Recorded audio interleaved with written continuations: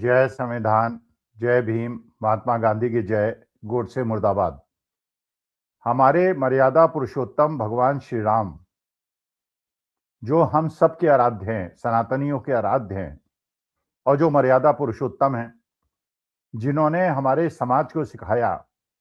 कैसा व्यवहार होना चाहिए समाज के प्रति, प्रजा के प्रति, माता-पिता के प्रति, पत्नी के प्रति, भाइयों के प्रति, उन भगवान श्री राम को कैसा लगा होगा और उन्होंने क्या सोचा होगा इस भारतीय जनता पार्टी के बारे में, जो ये कहती है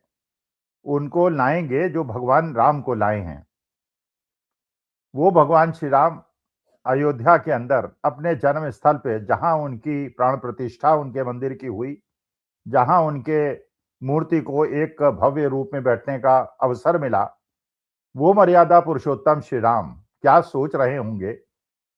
जब उनके यहां ऐसे ऐसे नराधम, ऐसे ऐसे पतित लोग जो वर्षों जेल में रहे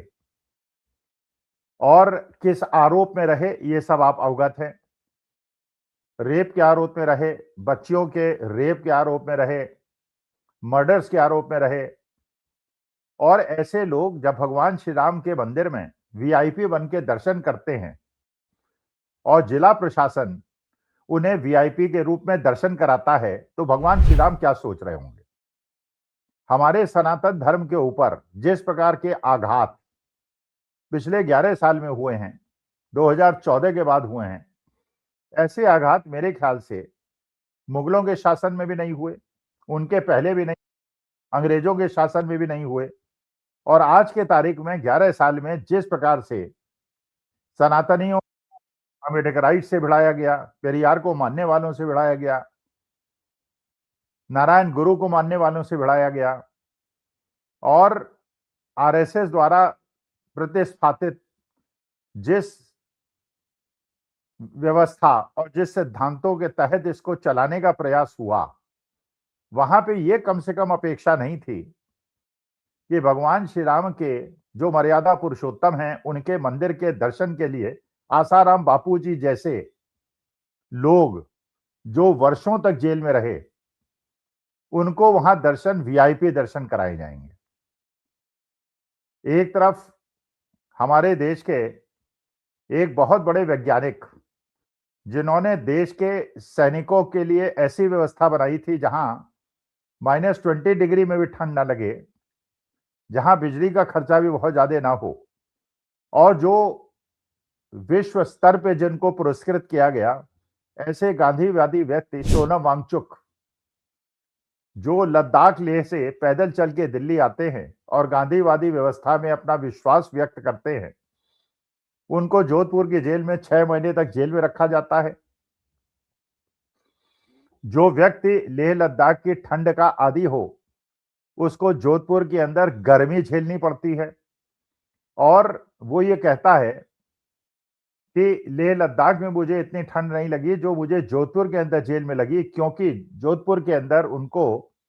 ऐसे कक्ष में रखा जाता है जिसमें दरवाजे खिड़की नहीं होते, केवल जंगले होते हैं। ठंड के मौसम में जब चारों तरफ से ठंडी हवाएं आती हैं, उन्हें ओढ़ने के लिए केवल एक कंबल दिया जाता है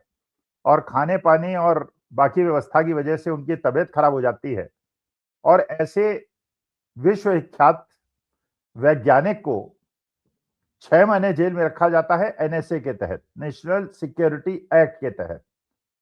और यह बताया जाता है गोदी मीडिया के द्वारा और भक्तों के द्वारा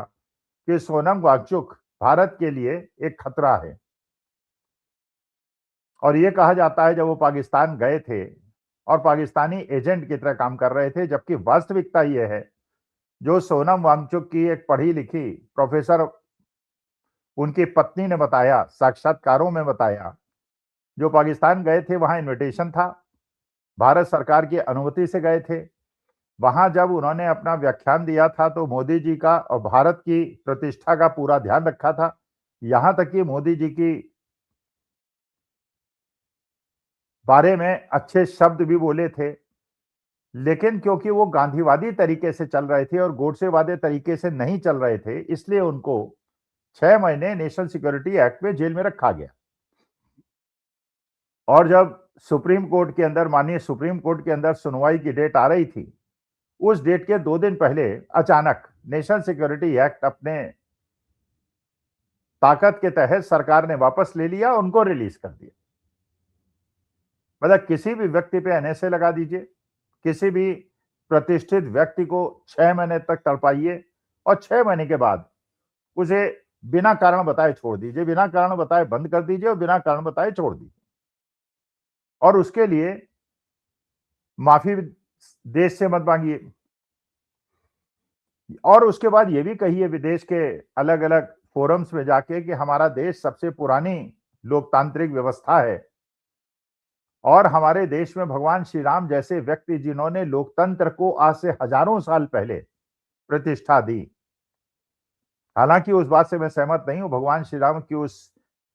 एक्ट से मैं बहुत ज्यादा सहमत नहीं हूं और मैं उसका विरोध करता हूं जब उन्होंने लोकतांत्रिक तरीके से अपने समाज के अंदर उठती हुई आवाजों के तहत मैया सीता को घर से निकाल दिया था और उनकी अग्नि परीक्षा दी थी। ये उचित नहीं था क्योंकि मैया सीता का जो चरित्र था वो बिल्कुल ऐसा चरित्र है जो हमारे देश की सारी महिलाओं के लिए एक आदर्श है और भगवान श्री राम का चरित्र ऐसा चरित्र है जो हमारे पूरे समाज के लिए एक आदर्श है और हम उनको मर्यादा पुरुषोत्तम की तरह मानते हैं। वहां पे अगर एक ऐसा नराधम व्यक्ति वीआईपी दर्शन करके आता है जिसके ऊपर मर्डर के केसेस हों, जो सालों जेल के अंदर रहा हो, खुद भी रहा हो, उसका बेटा भी रहा हो, धीरे धीरे एक एक करके बरसों चलने के बाद उनके केसेस निरस्त किए जा रहे हो, उनको छोड़ा जा रहा हो। दूसरी तरफ राम रहीम जैसे आदमी को हर 2-3 महीने के बाद जब भी कोई इलेक्शन हरियाणा या आसपास आए उसे पैरोल दे दी जाए और उसके बाद उसको इलेक्शन में पूरी तरह से पार्टिसिपेट करने की सुविधा दे दी जाए। तो हमारे सनातन धर्म के जो पुरोधा हैं, हमारे जो ईश्वर हैं, हमारे जो भगवान श्री राम और भगवान श्री कृष्ण हैं, वो क्या सोच रहे होंगे कि कैसा समय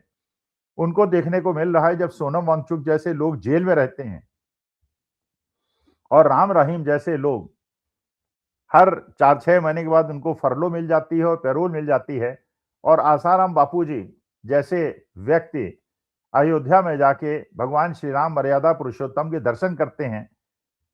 उन्हें यह भी लगता होगा भगवान श्री राम को जब दर्शन करने आसाराम उनके यहाँ गए होंगे कि हमारे देश में सनातन धर्म की स्थापना करने के लिए जिन आदि गुरु शंकराचार्य ने पूरे भारत का भ्रमण किया,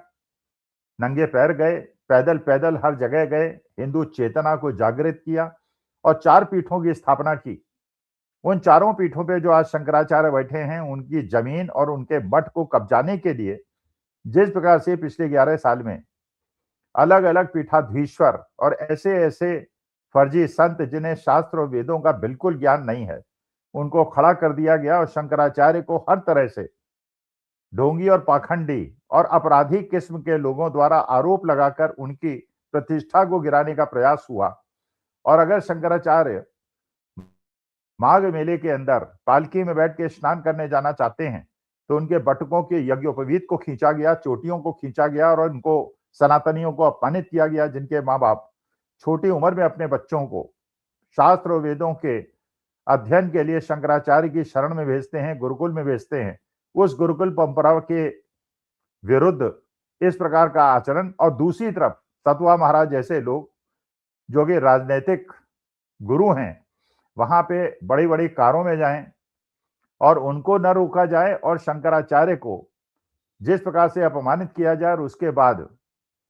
अपराधी और हिस्ट्री शीटर लोगों द्वारा उन पे अपराध लगाया जाए, तो मैं ये सोच रहा था एक सनातनी होने के नाते कि भगवान श्री राम हमारे मर्यादा पुरुषोत्तम आसाराम को देख के उन्हें कैसा लगा होगा और क्या हमारे अयोध्या के रहने वाले सनातनी राम मंदिर को गंगा जल से धोएंगे और उन्हें साफ करेंगे। ऐसा व्यक्ति जो वहां पे हिस्ट्री शीटर हो और जेल के अंदर रहा हो, वो वीआईपी की तरह दर्शन करे और दूसरी तरफ जब अखिलेश यादव मुख्यमंत्री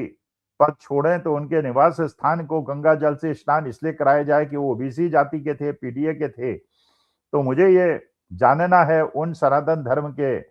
पुरोधाओं से और ज्ञानियों से कि हमारे मर्यादा पुरुषोत्तम श्री राम इन घटनाओं से क्या सोचते होंगे। लेकिन मैं विचलित हूं, एक सनातनी के रूप में विचलित हूं। जो शंकराचार्य के साथ हो रहा है वो भी, उससे भी विचलित हूं आसाराम जैसे लोग वीआईपी दर्शन कर रहे हैं उससे भी विचलित हूं, और अखिलेश यादव के निवास स्थान को जब गंगा जल से स्नान कराया गया था मैं उससे भी विचलित हूं। लेकिन आप लोग क्या सोचते हैं ये तो आप ही बताएंगे। नमस्कार, धन्यवाद और प्रणाम।